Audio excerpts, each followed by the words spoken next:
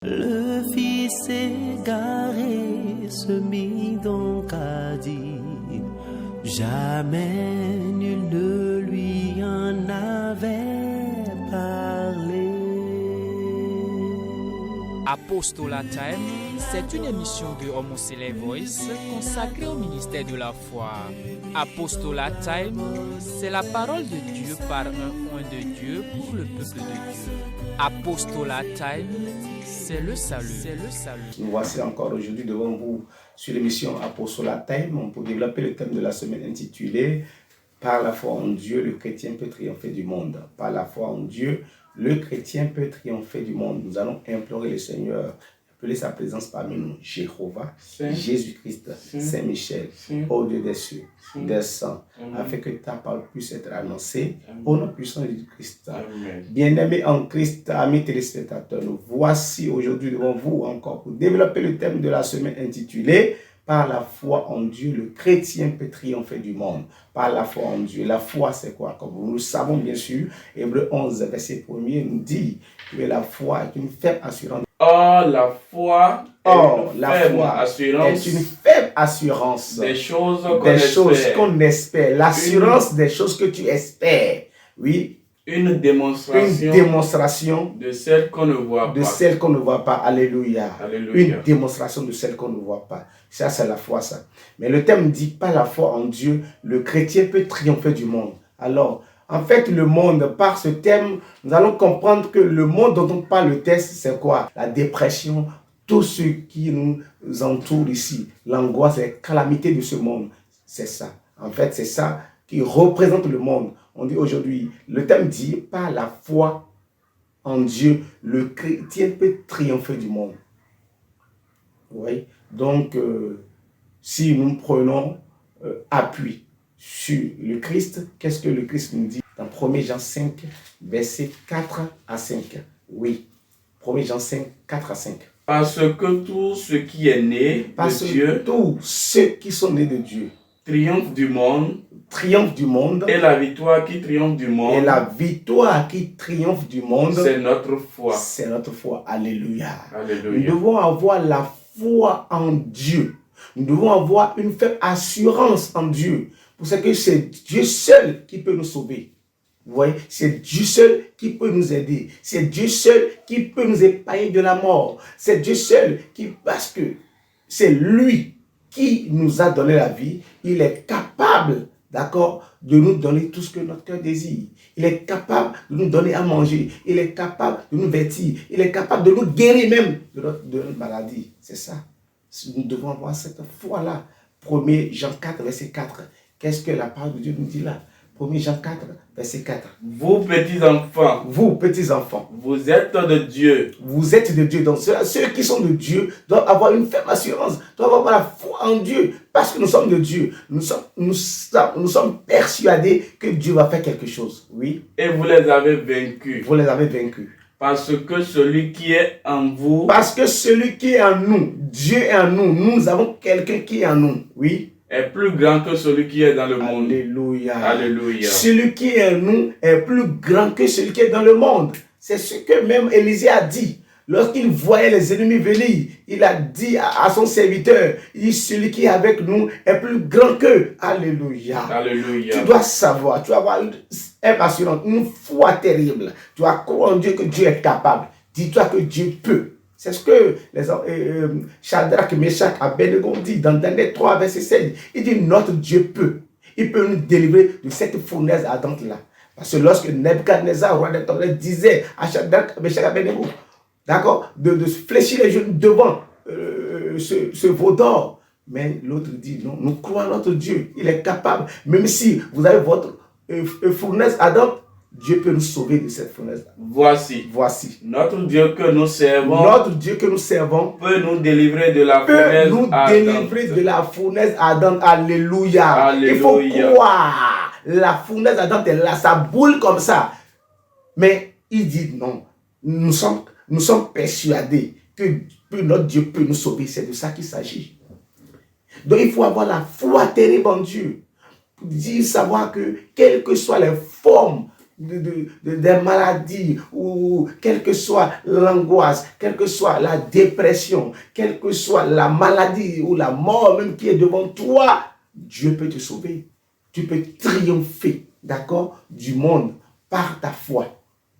Nous donnons l'exemple d'Ézéchias, le roi Ézéchias. Dans Ésaïe 38, verset 1er, dans Ésaïe 38, verset 9 et verset 15, verset 1er, allez-y. En ce temps-là, Ézéchias fut malade à la mort. Le prophète Ésaïe, fils d'Amos, vint auprès de lui et lui dit, Ainsi parle l'Éternel, donne tes ordres à ta maison. Donne des ordres à ta maison. Car tu vas mourir. Et tu ne vivras plus. Alléluia. Il donne des ordres à ta maison. Tu vas mourir. Ça, c'est une parole qui vient de Dieu. Mais malgré que cette parole vient de Dieu, vous savez ce que Ézéchias a fait? Allez-y. Qu'est-ce que Ézéchias a fait? Ézéchias tourna son visage contre le mur. Et fit cette prière à l'Éternel. Ô Éternel, souviens-toi que j'ai marché devant ta face. Avec fidélité et intégrité de cœur. Mais attends.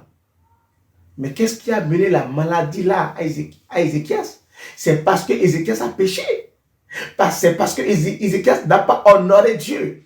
Il n'a pas honoré son engagement. Deuxième Chronique, chapitre 32, versets 25 à 26. Mais Ézéchias ne répondit point au bienfait qu'il avait reçu. Ézéchias ne répondit point au bienfait qu'il avait reçu de Dieu. Car son cœur s'éleva. Et la colère de l'Éternel fut sur lui. C'est ça. C'est dans la colère de l'Éternel que l'Éternel a envoyé Isaïe pour dire à Ézéchias qu'il va connaître la mort. Mais Ézéchias a fait quoi? Il a commencé par implorer Dieu. Il a commencé par pleurer, par implorer Dieu pour dire, je sais, Dieu, je t'avais fait ci. Oui, moi-même, j'ai écouté ta parole, j'ai fait ci, j'ai été fidèle à toi. Il a été fidèle à Dieu, d'accord, mais il a trébuché. Il dit à Dieu, viens mon secours. Isaïe 38, verset 15. Que dirais-je? Il m'a répondu. Et il m'a exaucé. Ouais. Donc, dans la détresse, il a imploré Dieu. Et Dieu l'a écouté. Dieu l'a entendu. C'est sa foi. Il sait qu'il est pécheur. Il a reconnu. Il a confessé de sa bouche aussi qu'il est pécheur. Mais il a reconnu que Dieu peut le sauver. Même étant pécheur, Dieu peut le sauver. C'est de ça qu'il s'agit. Il faut croire en Dieu pour triompher du monde. Il faut croire en Dieu pour triompher des calamités de ce monde. Il faut croire en Dieu. Quand il a cru en Dieu, Dieu l'a écouté, Dieu l'a exaucé. Et Dieu l'a donné encore 15 ans de plus. C'est parce que nous sommes à bout de souffle que nous allons abandonner Dieu. Nous devons continuer, nous devons persévérer à avoir la foi pour triompher de ce monde. Puisque nous ne sommes pas du monde. Voilà. Donc, il faut persévérer dans la foi. Oui, si nous donnons l'exemple d'Anne, qui était, elle était un sujet de raillerie. Elle n'avait pas d'enfant et tout le monde se moquait d'elle. Mais elle persévérait avec sa foi dans la prière. Elle persévérait. Même le sacrificateur Élie la comparait comme une ivre. Elle dit, je ne suis pas ivre. Je prie mon Seigneur. J'ai de l'amertume dans mon cœur et j'appelle mon Dieu au secours. Et qu'il me souvienne, Dieu l'a exaucé. 1 Samuel 2, verset 1er. Qu'est-ce que Anne dit? Quelle était la joie d'Anne? 1 Samuel 2, verset 1er. Anne pria et dit. Mon cœur se réjouit en l'Éternel. Elle qui était dans l'amertume, elle qui était dans le décor, dans le désastre, elle qui était dans l'angoisse. Anne était dans les difficultés, Anne était dans l'amertume. Son cœur était dans l'amertume. Mais Dieu l'a exaucé par sa persévérance, par sa foi infaillible, sa foi inébranlable. Dieu l'a écouté. Mais quand nous verrons maintenant dans le 1 Samuel 2, Anne pria et dit, mon cœur se réjouit en l'Éternel. Mon cœur se réjouit en l'Éternel. Ma force a été relevée par l'Éternel. Alléluia. Alléluia. Ma force a été relevée par l'Éternel. Donc Anne a triomphé du monde, a triomphé de cette amertume, a triomphé de cette stérilité. Oui. Ma bouche s'est ouverte contre mes ennemis. Ma bouche s'est ouverte contre mes ennemis. Oui. Elle avait des ennemis. Elle était un sujet de moquerie. Mais Dieu a écouté sa prière. Je te dis, mon frère, ma soeur qui m'écoute en ce moment, par ta foi, tu peux triompher du monde. Je prends le monde comme les calamités, c'est-à-dire les maladies, la mort subite, hein, les dépressions. Car je me réjouis de ton secours. Je me réjouis de son secours. La Bible déclare que rien n'est impossible à Dieu. Luc 1, verset 37.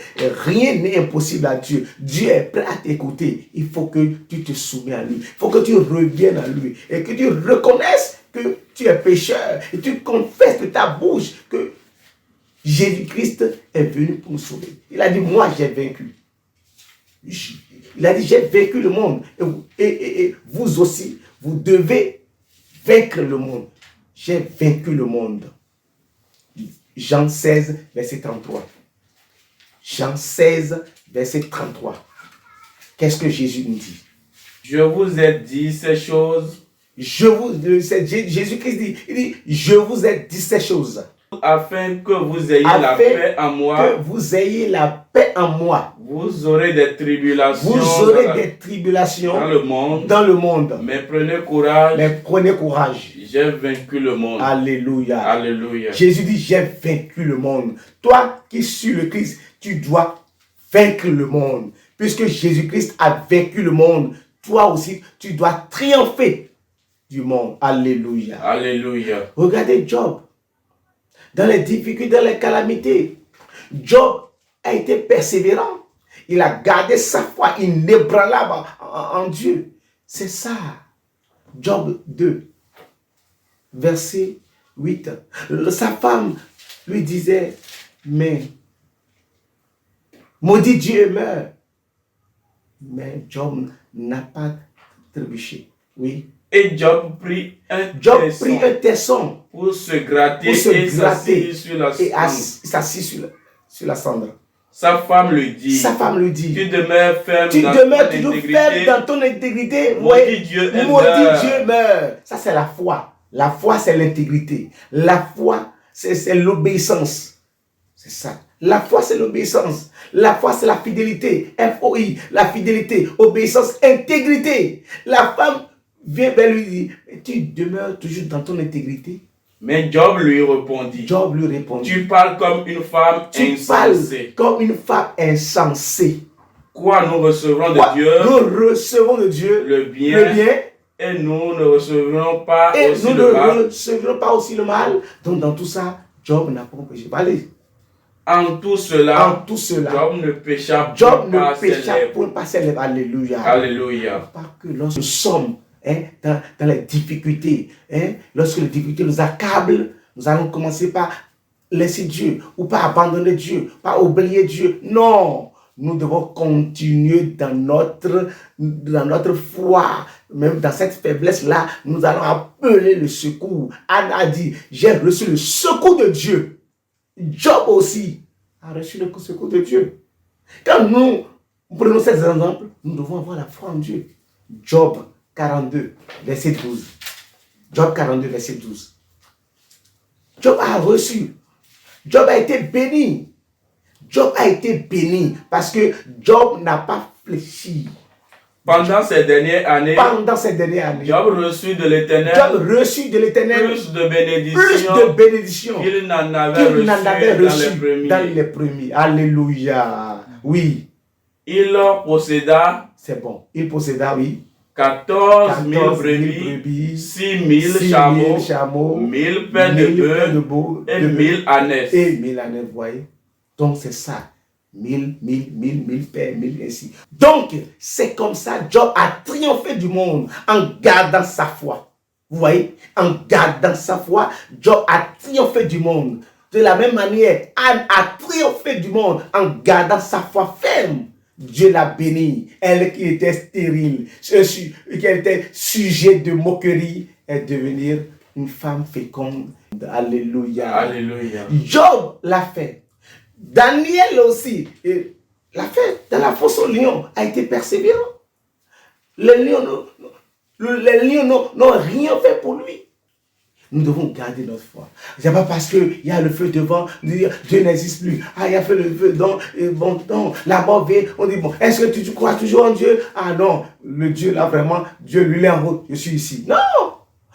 Il faut toujours garder la foi. C'est une ferme assurance de ce que l'on espère. Une démonstration de celle qu'on ne voit pas.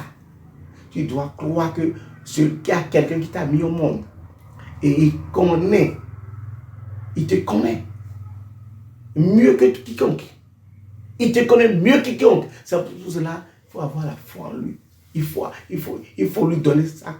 Il faut lui donner ta confiance. Et il agira. Il agira certainement. Il a toujours agi en notre faveur. Que le bon Dieu vienne à notre secours. Amen. Et qu'il nous bénisse chaque fois.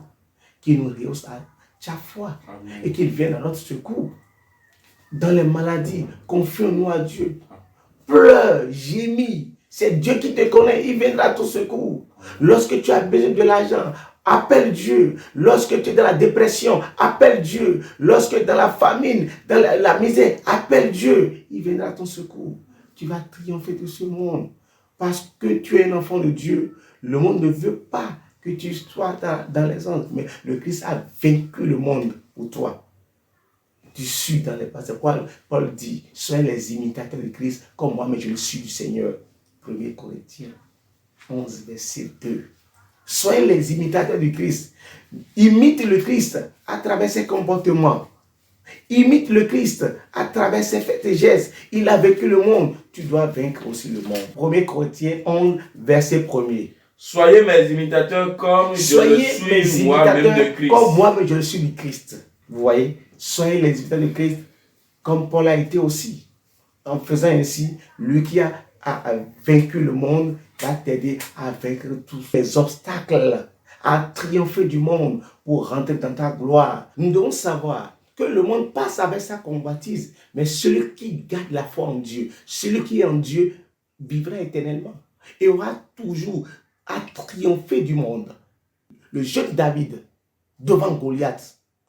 Quand je prends Goliath aujourd'hui, Goliath représente le monde, représente les vicissitudes du monde. Goliath représente tous les problèmes de ce monde. Goliath représente tous les affrontements de ce monde, les handicaps à évoluer dans la vie. C'est-à-dire, Goliath représente les difficultés que nous rencontrons.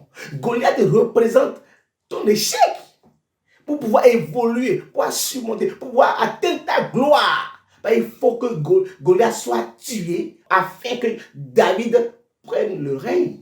C'est de ça qu'il s'agit. 1 Samuel, chapitre 17, verset 47 à 47. David dit aux Philistins. Tu marches contre moi. Avec l'épée. La lance et le javelot. Et moi, je marche contre toi. Au nom de l'Éternel des armées. Alléluia. Alléluia. Le petit David, aussi jeune qu'il soit, il avait la foi. Sa foi était inébranlable, déterminée. Il t'assure. Il dit, je marche contre toi. Je marche contre toi au nom de l'Éternel des armées. Est-ce que tu peux dire ça une fois dans ta vie? Lorsque tu es accablé de douleur, lorsque tu as des éléments bloquants devant toi, lorsque tu as des handicaps devant toi, lorsque tu as des difficultés de ce monde, lorsque Goliath te présente devant toi, est-ce que tu peux avoir la force de dire, je marche devant toi, avec Dieu. Je marche devant toi avec Dieu. Je viens contre toi. Je viens vers toi avec l'Éternel des armées. Toi jeune, David aussi jeune qu'il soit, il dit, Je viens vers toi, accompagné de mon Dieu. Reprends-moi ce verset. Oui. Je viens. Je marche contre toi. Au nom de l'Éternel des armées. David dit, je marche contre toi au nom de l'Éternel des armées. Il avait sa foi inébranlable. Une foi terrible. Jeune d'aujourd'hui. Tu vois, est-ce que tu peux résister comme David a résisté? Il avait la foi. Aujourd'hui, est-ce que quand tu as cette difficulté devant toi, comme quand un Goliath se présente devant toi, est-ce que tu peux résister? Ou tu vas ébranler ta foi? Ou tu vas commencer par chercher d'autres choses. Ah, il vient. Ah, oh, est-ce que... Et tu vas perdre ta foi. Ne perds pas ta foi. David n'a pas perdu sa foi. Mais il avait une confiance en Dieu. Il avait confiance en Dieu. Et il marchait, lui il marchait. Mais Goliath était resté immobile. Il était debout. Et il attendait. David venait, il m'a dit, mais ce petit-là. Il dit, mais attends, tu n'es même pas, je ne sais même pas à quoi je peux te comparer. David était rempli d'une foi terrible. Je vous exhorte aujourd'hui, je nous exhorte, nous jeunes aujourd'hui, chrétiens, à garder notre foi, quels que soient les problèmes. On peut dire la prison est devant toi. Tu pries, Dieu va t'éviter. Dieu va t'épargner de la prison. La mort devant toi. La mort aujourd'hui, c'est Goliath pour toi. Parce que la mort, quand tu meurs, celui qui meurt ne peut pas louer Dieu. Puisque tu veux louer Dieu, tu veux adorer Dieu. La mort vient dire, je ne suis pas encore prêt. Dis ça. Comme Ézéchias a dit. Il a dit, mais ça reste les jours de mes années. Mais pourquoi tu vas me laisser? Je ne suis pas prêt pour partir. C'est ça. Je ne suis pas encore prêt. Tu affrontes le Goliath dans ta vie. Que Dieu nous réussisse. Que Dieu nous bénisse. Amen. Et que cette nouvelle année nous apporte la joie, amen, la paix, la réussite. Ce qui est sûr, ce que nous devons savoir, toutes les années, chaque nouvelle année comporte tout ce qui est bien et tout ce qui est mal. Mais est-ce qu'il y a une année qui n'a pas de mort? Est-ce qu'il y a une année qui n'a pas d'accident? Est-ce qu'il y a une année qui n'a pas peut-être de maladie? Est-ce qu'il y a une année que les hôpitaux ont fermé leurs portes? Ou la prison a fermé sa porte? Ou les commissariats ont fermé leurs portes? Non! Mais quand tu gardes ta foi en Dieu, tu vas triompher tous ces trucs-là. Tu n'auras pas à l'hôpital, tu n'auras pas à la prison, tu n'auras pas aux accidents, etc. Que Dieu nous bénisse, amen, qu'il nous élève, amen, qu'il nous protège davantage. Au nom puissant de Jésus-Christ, Jéhovah, Jésus-Christ, Saint-Michel, donne la foi. Amen. Apprends-nous à avoir la foi en toi, amen, afin de triompher le monde. Amen. Au nom puissant de Jésus-Christ. Amen. Amen. Amen. Amen. Au Seigneur Jésus-Christ. Le fils égaré se mit donc à dire, jamais nul ne lui en avait parlé. Apostolat Time, c'est une émission de Homoselect Voice consacrée au ministère de la foi. Apostolat Time, c'est la parole de Dieu par un oint de Dieu pour le peuple de Dieu. Apostolat Time, c'est le salut.